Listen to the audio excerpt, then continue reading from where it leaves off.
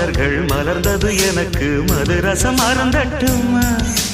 விடுகின்ற வரையில் முடிகின்ற வரையில் கவிதைகள் எழுதட்டுமா முத்தம் என்ற கடலில்